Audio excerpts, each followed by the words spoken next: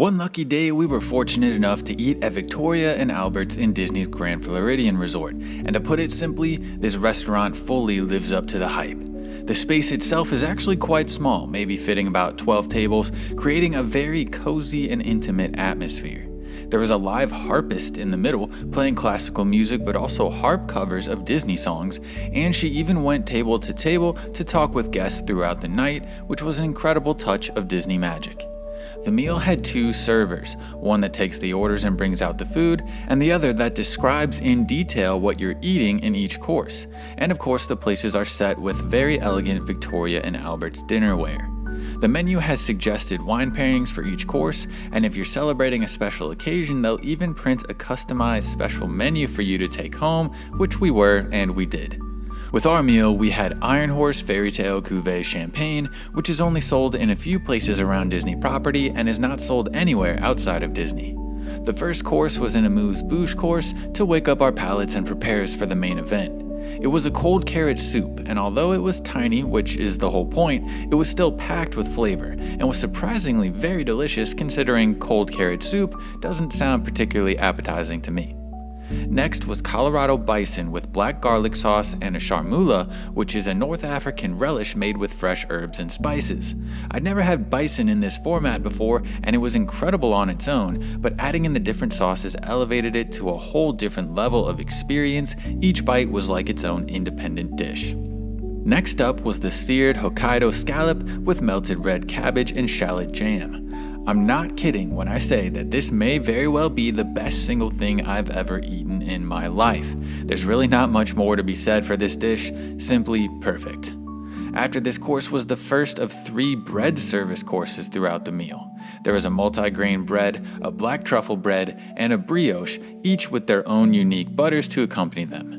They were all great, but the brioche was the clear standout. Probably the best bread I've ever had, and I know that's the second time now that I've said something was the best ever, but that's honestly just the kind of quality we're talking about with this meal. Next, I had the French quail with rhubarb and pomegranate on top of a potato medallion. The quail was good on its own, but the tartness of the rhubarb and pomegranate is what really made this dish something special. My wife had the green circle chicken with sunchokes, Parmigiano Reggiano, and gnocchi for this course. I tried it out as well, and it too was fantastic. After the second bread service, we had the Australian Kobe beef with bordelaise sauce and bone marrow. This was actually my first time ever having Kobe beef or bone marrow, so I was really blown away. At this point, I was just in awe of how they could keep serving more dishes that had completely unique flavors so that the meal never became monotonous no matter how many courses it was, with each dish being a whole new adventure. For the next course, my wife got a selection of cheeses from the Artisan Cheese Cart, and I had the key lime ice cream with white chocolate ganache, lemon curd, and pine nuts. I'm not usually a huge fan of key lime, but this combination of flavors really pulled it off. But that was just the pre-dessert course. Now it was time for real dessert. My wife had the Hawaiian Kona chocolate souffle with chocolate ice cream.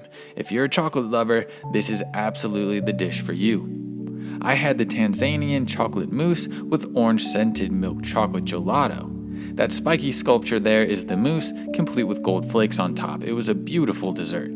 And yes, you heard me right, it was an orange-scented chocolate gelato. Smelled like oranges, tasted like chocolate. I've never really had anything like that before, but it was spectacular.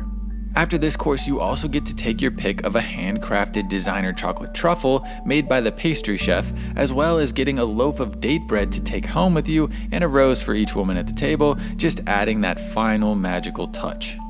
Now, you may be wondering about the price point for this incredible meal, and you'd obviously be right to guess that it is very, very high. This is not something you do on your average Disney trip.